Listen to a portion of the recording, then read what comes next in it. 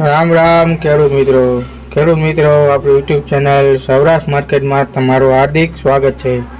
તો ખેડૂત મિત્રો, આપણે આ વિડીયોમાં જાણીશું રાજકોટ માર્કેટ યાર્ડના ભાવ।